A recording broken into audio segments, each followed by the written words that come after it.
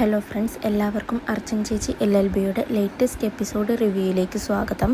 അങ്ങനെ പോലീസിനോട് വിളിച്ചിട്ട് അർച്ചന പറയുകയാണ്, ഇത് അപകടമാണോ, ആരെങ്കിലും ആക്രമിച്ചതാണോ എന്നൊന്നും എനിക്കറിയില്ല. അപ്പോൾ പോലീസ് ചോദിക്കുന്നുണ്ട്, നിങ്ങൾക്ക് അവരെ പരിചയമുണ്ടോ ചോദിക്കുമ്പോൾ ഇല്ല, എനിക്ക് ഈ കുട്ടിയെ പരിചയമില്ല എന്ന് പറയുകയാണ്. പോലീസുകാരോട് എത്രയും പെട്ടെന്ന് വരണേ, ഞാൻ ലൊക്കേഷൻ അയച്ചിട്ടുണ്ടെന്ന് പറഞ്ഞിട്ട് അർച്ചന കോള് കട്ട് ചെയ്യണം. അതിനുശേഷം അർച്ചന അച്ചുവിനെ വിളിച്ചിട്ട് സംഭവ സ്ഥലത്തേക്ക് വരാൻ പറയുന്നു. അപ്പോഴേക്കും അവിടേക്ക് നാട്ടുകാരെല്ലാം കൂടുന്നുണ്ട്. പെട്ടെന്ന് തന്നെ അവിടേക്ക് അച്ചു എത്തുന്നുണ്ട്. അച്ചു വന്നിട്ട് ചേച്ചി ഇതാരാ എന്ന് ചോദിക്കുമ്പോൾ അർച്ചന പറയണേ എനിക്കറിയില്ല എന്ന് പറയുന്നു. അപ്പോൾ അച്ചു ചോദിക്കുകയാണ്, ആരാണെന്ന് ചോദിച്ചില്ലേ എന്ന് ചോദിക്കുമ്പോൾ അർച്ചന പറയുന്നു, ഇല്ല, ആ കുട്ടിക്ക് സംസാരിക്കാൻ പറ്റില്ലെന്ന് പറയുകയാണ്.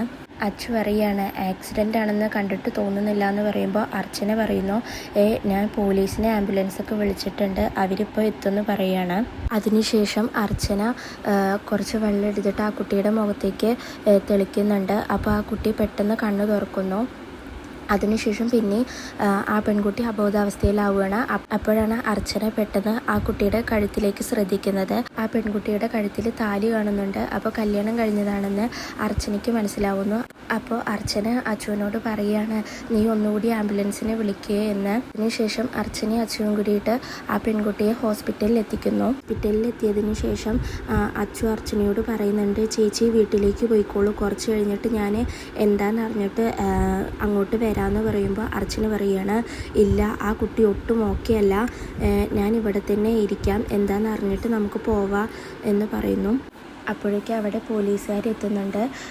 അർച്ചന പോലീസുകാരോട് പറയുകയാണ്, ഞാനാണ് വിളിച്ചതെന്ന്. അപ്പോൾ പോലീസ് ചോദിക്കുന്നുണ്ട്, അഡ്വക്കേറ്റ് അർച്ചനയല്ലേന്ന്. അതേ, ഞാനാണ് അഡ്വക്കേറ്റ് അർച്ചന. പോലീസ് എന്നിട്ട് അർച്ചനയോട് എന്താ സംഭവിച്ചതെന്ന് പോലീസ് ചോദിക്കുന്നുണ്ട്. അപ്പോൾ അർച്ചന കണ്ട സംഭവങ്ങളെല്ലാം പോലീസിനോട് വിശദീകരിക്കുകയാണ്. എന്നിട്ട് അർച്ചന പറയുകയാണ്, ആക്സിഡൻ്റ് ആണോ, ആരെങ്കിലും ആക്രമിച്ചതാണോ എന്നൊന്നും വ്യക്തമല്ല എന്ന് പറയുമ്പോൾ അച്ചു പറയുകയാണ്, ആക്സിഡൻ്റ് ആണെന്ന് തോന്നുന്നുവെന്ന്. അപ്പോൾ പോലീസ് അർച്ചനയോട് ചോദിക്കുകയാണ്, ഇതാരാണെന്ന്. അപ്പോൾ അർച്ചന പറയുന്നു, ഇതെൻ്റെ അനിയനാണ് അച്ചു എന്ന്. അതിനുശേഷം അവിടേക്ക് ഡോക്ടർ വരികയാണ്. അപ്പോൾ ഡോക്ടറുടെ കൂടെയുള്ള നേഴ്സ് പറയുകയാണ്, ഡോക്ടർ, ഇവരാണ് ആ കുട്ടിയെ കൊണ്ടുവന്നതെന്ന്. ഡോക്ടർ അപ്പോൾ അർച്ചനയോട് പറയുകയാണ്, ആ കുട്ടി കണ്ണു തുറന്നു എന്ന്. കൂടുതൽ കെയർ കിട്ടാൻ ICUയിലേക്ക് മാറ്റുകയാണെന്ന് ഡോക്ടർ പറയുമ്പോൾ പോലീസ് ചോദിക്കുകയാണ്, കണ്ടീഷൻ അത്ര വഷളാണോ എന്ന്. ആ ഡോക്ടർ പറയുകയാണ്, എന്നല്ല, ആ കുട്ടി ഇപ്പോഴും വളരെ ഷോക്കിലാണെന്ന് പറയുകയാണ്. അപ്പോൾ അർച്ചന ചോദിക്കുകയാണ്, പേരും ഡീറ്റെയിൽസൊക്കെ ആ കുട്ടി പറഞ്ഞു എന്ന് ചോദിക്കുമ്പോൾ ഡോക്ടർ പറയുകയാണ്, പേര് ഗീതു ആണെന്ന്.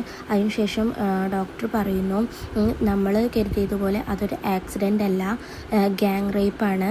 അതെ, ഒരു കൂട്ടമാനഭംഗം. ലധികം ആളുകൾ ചേർന്ന് ആ കുട്ടിയെ ശാരീരികമായി ഉപദ്രവിച്ചിട്ടുണ്ട്. ഇതെല്ലാം കേൾക്കുമ്പോൾ അർച്ചനയ്ക്കും പോലീസുകാർക്കും ഷോക്കാവുന്നുണ്ട്. എന്നിട്ട് ആ ഡോക്ടർ പറയുന്നുണ്ട്, വിവാഹം കഴിഞ്ഞ പെൺകുട്ടിയാണ് അതെന്ന്. അതിനുശേഷം പോലീസ് ആ ഡോക്ടറോട് ചോദിക്കുകയാണ്, ആ കുട്ടിയുടെ കൂടുതൽ ഡീറ്റെയിൽസ് ഒക്കെ അറിഞ്ഞു എന്ന് ചോദിക്കുമ്പോൾ ഡോക്ടർ പറയുകയാണ്, കൂടുതൽ സംസാരിക്കാൻ പറ്റുന്ന അവസ്ഥയിലല്ല ആ കുട്ടി എന്ന്. ഇത്രയും പറഞ്ഞത് തന്നെ ആ കുട്ടി വളരെ ബുദ്ധിമുട്ടിയാണ് എന്ന് പറയുമ്പോൾ പോലീസുകാർ പറയണേ, എനിക്ക് ആ കുട്ടിയൊന്ന് കാണണമെന്ന് പറയുമ്പോൾ ഡോക്ടർ പറയുകയാണ്, ഇല്ല മേഡം, ഇപ്പോൾ കാണാൻ പറ്റില്ല എന്ന് പറയുമ്പോൾ പോലീസ് ചോദിക്കുകയാണ്, ഞങ്ങൾക്ക് മൊഴി എടുക്കണ്ടേ എന്ന് ചോദിക്കുമ്പോൾ ഡോക്ടർ പറയുകയാണ്, എന്തായാലും ഇപ്പോൾ പറ്റില്ല, ആ കുട്ടിയുടെ അവസ്ഥ അത്രയ്ക്കും വഷളാണെന്ന് പറയുകയാണ്. അപ്പോൾ അർച്ചനയും പോലീസുകാരോട്, അത് ശരിയാണ് മേഡം, ഇപ്പോൾ ആ കുട്ടിയെ കാണണ്ട എന്ന് പറയുന്നു. അതിനുശേഷം ഡോക്ടർ പോകുന്നു.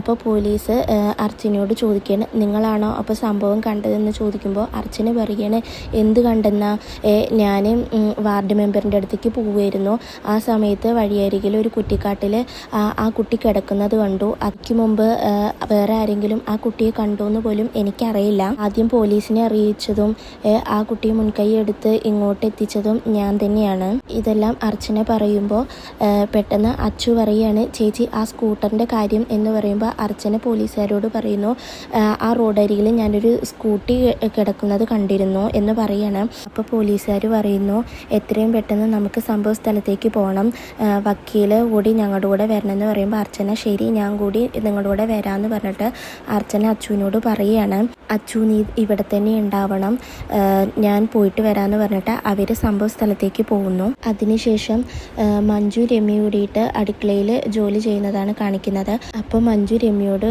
പറയുകയാണ്, അതെ, ഞാനൊന്ന് അമ്പലത്തേക്ക് പോയാലോ എന്ന് വിചാരിക്കുക എന്ന് പറയുമ്പോൾ രമ്യ, ഇതെന്താ പെട്ടെന്ന് എന്ന് ചോദിക്കുന്നു. ഒന്നുമില്ല, ഒന്ന് പോയിട്ട് വരാമെന്ന് വിചാരിച്ചു എന്ന് മഞ്ജു പറയുന്നു. രമ്യ കൂടി വരുന്നു എന്ന് മഞ്ജു ചോദിക്കുമ്പോൾ രമ്യ പറയുകയാണ്, ഇല്ല, ഞാൻ ഒരുങ്ങി വരുമ്പോഴേക്ക് സമയമാവും, ചേച്ചി പോയിട്ട് വാ എന്ന് പറയുന്നു. അതിനുശേഷം മഞ്ജു പറയണേ, ഇനിയുള്ളത് പറയാലോ, ഞാൻ ചിന്നുവിന് വേണ്ടിയിട്ടാണ് അമ്പലത്തിലേക്ക് പോകുന്നത്. എന്തോ കഷ്ടകാലം വരുന്നതിൻ്റെ സൂചന അവൾക്കുണ്ട്. കുടുംബക്ഷേത്രത്തിൽ വെച്ചുണ്ടായ അനർത്ഥങ്ങളൊക്കെ അതിൻ്റെ ലക്ഷണങ്ങളാണ്. ഒന്ന് പോയി പ്രാർത്ഥിച്ചിട്ട് ഒരു ചരട് കൂടി കെട്ടാമെന്ന് വിചാരിച്ചു. അപ്പോൾ രമ്യ പറയാണ്, നല്ല കാര്യമാണ് മഞ്ജു ചേച്ചി എന്ന് പറയുമ്പോൾ മഞ്ജു പറയുകയാണ്, എന്നാലേ അമ്പലത്തിലേക്ക് പോകുന്ന കാര്യം രമ്യ ഒന്ന് ചിന്നുവിനോട് പറ എന്ന് പറയുമ്പോൾ രമ്യ മഞ്ജുവിനോട് തിരിച്ചു ചോദിക്കുന്ന, അത് എന്തിനാ ഞാൻ പറയുന്നത്, മഞ്ജു ചേച്ചിക്ക് എന്നെ നേരിട്ട് ചോദിച്ചാൽ പോരെ. ഇത് കേൾക്കുന്ന സമയത്ത് മഞ്ജു ചിന്തിക്കുകയാണ്, എന്തെങ്കിലും പ്രശ്നങ്ങൾ ഉണ്ടാവുന്ന സമയത്ത് അത് ഞാൻ നിൻ്റെ തലയിൽ തന്നെ വെക്കാമെന്ന് വിചാരിക്കുകയാണെന്ന് മനസ്സിൽ മഞ്ജു ചിന്തിച്ചുകൊണ്ടിരിക്കുകയാണ്. അപ്പോൾ മഞ്ജു രമ്യയോട് പറയുകയാണേ, അതെ, എന്നേക്കാൾ അടുപ്പം ചിന്നുവിന് നിന്നോടാ, അപ്പം നീ പറഞ്ഞ അവൾ എന്തായാലും വരുമെന്ന് പറയുമ്പോൾ രമ്യ തിരിച്ചു പറയുകയാണ്, അങ്ങനെയൊന്നുമില്ല, നമ്മൾ രണ്ടുപേരും ചിന്നുവിന് ഒരുപോലെയാണ്, അതുകൊണ്ട് ചേച്ചി തന്നെ അങ്ങോട്ട് വിളിച്ചാൽ മതി എന്ന് പറയുന്നു. അപ്പോഴേക്കും മഞ്ജുവിൻ്റെ ഫോണിലേക്ക് ഒരു കോള് വരികയാണ്. മഞ്ജു ഫോണ് നോക്കുന്ന സമയത്ത് അത് ചന്ദ്രയായിരിക്കും. എന്ന് തന്നെ മഞ്ജു ഫോണ് സൈലൻ്റ് ആക്കുന്നു. അപ്പോൾ രമ്യ ചോദിക്കുകയാണ്, ആരാ വിളിച്ചത് എന്ന് ചോദിക്കുമ്പോൾ മഞ്ജു പറയുകയാണ്, ആരാന്നറിയില്ല, അറിയാത്തൊരു നമ്പറാണെന്ന് പറയുന്നു. അതിനുശേഷം രമ്യ ചായയുമായിട്ട് പുറത്തേക്ക് പോവുകയാണ്. അതിനുശേഷം മഞ്ജു ഫോണ് അറ്റൻഡ് ചെയ്യുന്നു. അപ്പോൾ ചന്ദ്ര ചോദിക്കുകയാണ് എന്തായി എന്ന്. മഞ്ജു അപ്പോൾ പറയുകയാണ്, ചേച്ചി, ചിന്നുവിനെ ഇവിടെ നിന്നും അമ്പലത്തിലേക്ക് കൊണ്ടുവരുന്നത് പ്രയാസമാണെന്ന് പറയുമ്പോൾ ചന്ദ്ര തിരിച്ചു ചോദിക്കുകയാണ്, ആർക്ക് പ്രയാസം? എനിക്കൊന്നും കേൾക്കണ്ട, ചിന്നുവിനെ അമ്പലത്തിലേക്ക് കൊണ്ടുവരാനുള്ള ചുമതല ഞാൻ നിന്നെയാണ് ഏൽപ്പിച്ചത്, നീ അത് ഏറ്റെടുത്തതുമാണ്. നീ ചിന്നുവിനെ എത്തിക്കുക എന്നുള്ളത് നിന്റെ ഉത്തരവാദിത്വമാണ്. എനിക്ക് നിന്റെ വിശദീകരണങ്ങളൊന്നും കേൾക്കണ്ട. ഇന്ന് നീ ആ പെണ്ണിനെ കൊണ്ടുവന്നിട്ടില്ലെങ്കിൽ നിനക്ക് സമ്മാനമായി കിട്ടാൻ പോകുന്ന ബ്രേസ്ലെറ്റ് മാത്രമല്ല നിനക്ക് നഷ്ടമാവുന്നത്. നീ ചെയ്ത പല കാര്യങ്ങളും ഞാൻ അർച്ചനയുടെ ചെവിയിലെത്തിക്കും. അതോടുകൂടി അമ്പാട്ട് വീട്ടിലെ നിന്റെ സ്ഥാനം നഷ്ടപ്പെടും. എന്തായാലും നീ നല്ലതുപോലെ ആലോചിക്കുക, എന്നിട്ട് വേണ്ടതുപോലെ ചെയ്യൂ എന്ന് പറഞ്ഞ് ചന്ദ്ര ഫോണ് കട്ട് ചെയ്യുന്നു. അതിനുശേഷം അർച്ചനയും പോലീസുകാർ സംഭവ സ്ഥലത്തേക്ക് എത്തുകയാണ്. അർച്ചന പോലീസുകാരോട് പറയുന്നു, ഇവിടെയാണ് ഞാൻ ആ കുട്ടി കിടക്കുന്നത് കണ്ടതെന്ന് പറയുമ്പോൾ പോലീസുകാർ ചോദിക്കണം, അപ്പോൾ ആ കുട്ടിക്ക് ബോധം ഉണ്ടായിരുന്നു എന്ന് ചോദിക്കുമ്പോൾ അർച്ചന പറയുകയാണ്, മൂളലും ഞരക്കൊക്കെ ഉണ്ടായിരുന്നു, അത് കേട്ടിട്ടാണ് ഞാൻ ഇങ്ങോട്ട് വന്നത് എന്ന് അർച്ചന പോലീസിനോട് പറയുകയാണ്. അതിനുശേഷം പോലീസ് സ്കൂട്ടി മറിഞ്ഞു കിടക്കുന്നവിടേക്ക് പോകുന്നു. എന്നിട്ട് മറ്റു പോലീസുകാരോട് പറയുകയാണ്, സ്കൂട്ടി എത്രയും പെട്ടെന്ന് പോലീസ് സ്റ്റേഷനിൽ എത്തിക്കണമെന്ന്.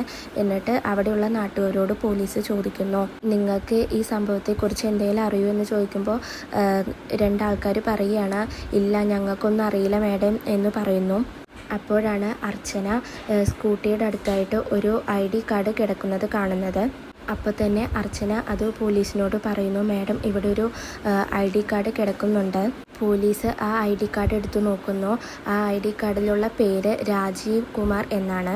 അർച്ചനയാണെങ്കിൽ വേഗം തന്നെ തൻ്റെ ഫോണിൽ ആ തെളിവ് ഫോട്ടോ എടുത്തു വെക്കുന്നു. ഇത് കാണുന്ന പോലീസിന് ദേഷ്യം വരുന്നുണ്ട്. ആ ലേഡി പോലീസ് അർച്ചനയോട് പറയുകയാണ്, ഒരു സംഭവ സ്ഥലത്തു നിന്ന് കിട്ടുന്ന തെളിവ് ഫോട്ടോ എടുക്കേണ്ട ഡ്യൂട്ടി പോലീസിൻ്റേതാണ്, അല്ലാതെ പബ്ലിക്കിൻ്റേതല്ല എന്ന് പറയുമ്പോൾ അർച്ചന പറയാണ്, ഞാനൊരു അഡ്വക്കേറ്റ് ആണെന്ന്. അപ്പോൾ പോലീസ് പറയാണ്, അതുകൊണ്ട് എന്താ എന്ന് ചോദിക്കുകയാണ്.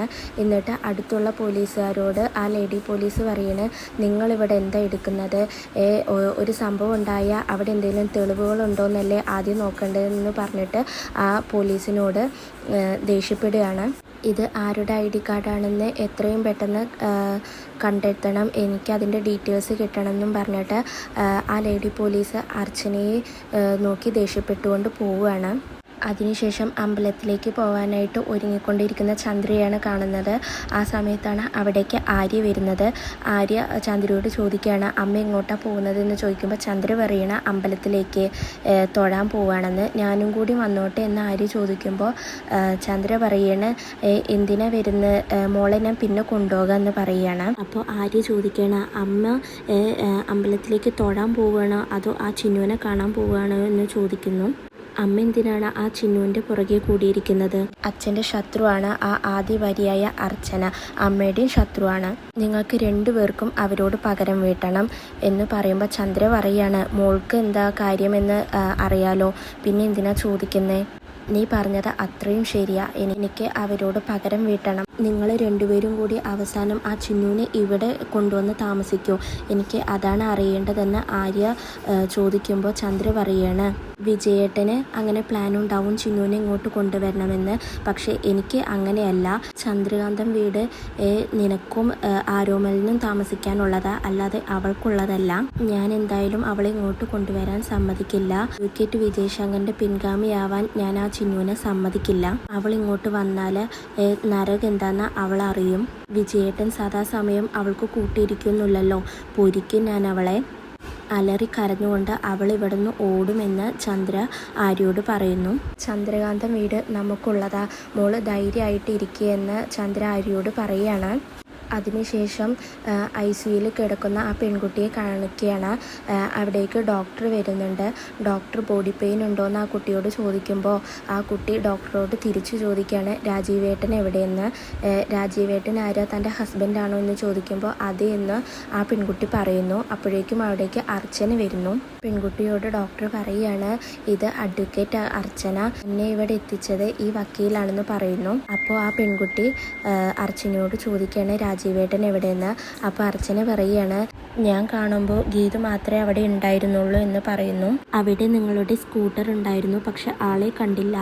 ഗീതു എന്താ ഉണ്ടായതെന്ന് ഒന്ന് പറയാമോ എന്ന് അർച്ചന ആ കുട്ടിയോട് ചോദിക്കുകയാണ്. ഗീതുവിന് എന്താ സംഭവിച്ചതെന്ന് ഡോക്ടർ പരിശോധിച്ചപ്പോൾ വ്യക്തമായി. ആരാ ഇത് ചെയ്തതെന്ന് നമുക്ക് കണ്ടെത്തണം. ഗീതുവിൻ്റെ ഹസ്ബൻഡിന് എന്തു പറ്റിയെന്ന് നമുക്ക് അറിയണം. ഞാൻ പോലീസിനെ അറിയിച്ചിട്ടുണ്ട്, CI വന്നിട്ടുണ്ട്. ഇനി ഗീതു സഹകരിച്ചാൽ മാത്രമാണ് നമുക്ക് കുറ്റം ചെയ്തവരെ കണ്ടുപിടിക്കാൻ പറ്റൂ. എല്ലാവരും അറിഞ്ഞ് നാണക്കേടാവോ എന്നുള്ള ടെൻഷനുണ്ട് ഗീതുവിന് എന്ന് എനിക്കറിയാം. പക്ഷേ രാജീവിന് എന്തു പറ്റിയെന്ന് നമുക്കറിയണ്ടേ. ഗീതു വിചാരിച്ചാൽ മാത്രമേ നമുക്കതിന് കഴിയുള്ളൂ. അപ്പോൾ ഗീതു കരഞ്ഞുകൊണ്ട് ഞാനെല്ലാം പറയാമെന്ന് പറയുന്നു.